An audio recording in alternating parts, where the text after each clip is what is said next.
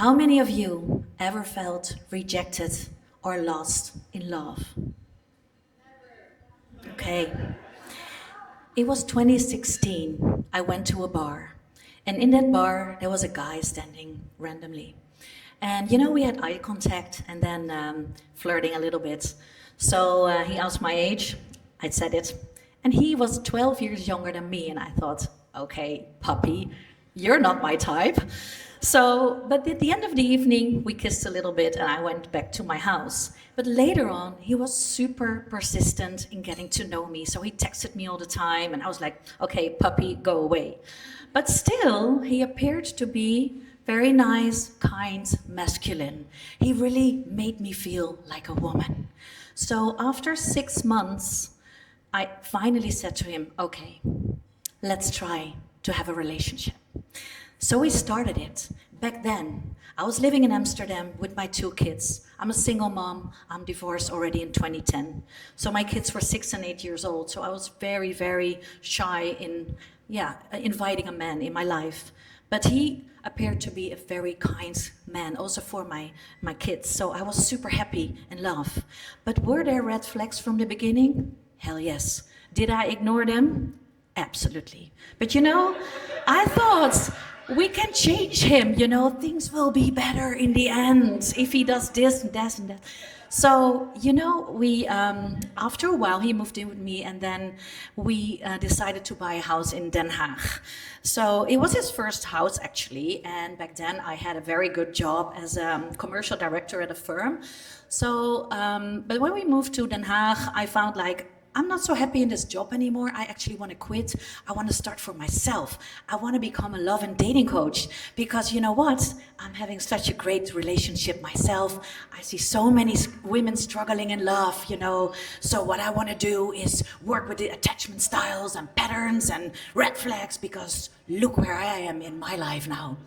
So I did. And then that moment, I realized that he was looking at me in a different way. Why? Because he valued a lot a woman who is successful, status, money.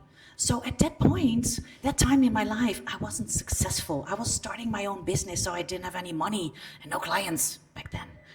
So from that moment, things started to shift.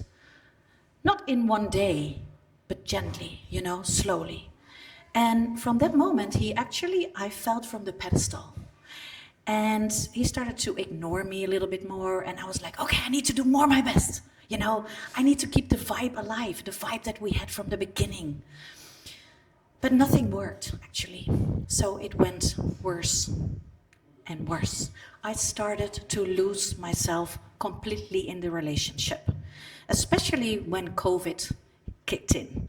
We all know we were in lockdown. I was in a lockdown in my house with this man and my 2 kids.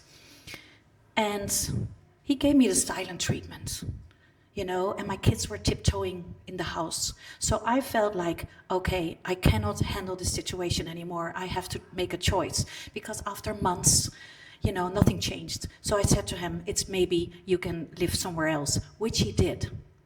So, but still, my inner Disney princess believed that I could save the relationship. Until one day, it was winter, raining. I went on my bicycle for dinner with my friends. And then I walked in this restaurant. And then I saw a woman with red lipstick, a red beret, looking me right into the eyes. And I was like, who are you? Behind her, look who I saw, my partner. They walked outside. The only thing he said to me is hi, and then he left. And I was devastated. My heart was broken, shattered in 1,000 pieces. And then I had to get myself together because, I felt so ashamed that I was a love and dating coach and I couldn't even have a relationship myself. How on earth can I help my clients? So I didn't want to show up. Even babies were born. People were getting married because I taught them how to. And then I learned one thing, this is not about me. He stopped loving me, but I started rejecting myself. So from that moment, I was decisive and I was going to become the one myself for me. So I made bold choices. You know, my kids are now almost grown up, but last year I decided to travel the world, and now I'm here in Bali, speaking on the stage, listening to my inner voice, who tells me all the time, Leonie, you're good enough. Leonie, you are worth it. Listen to that inner voice.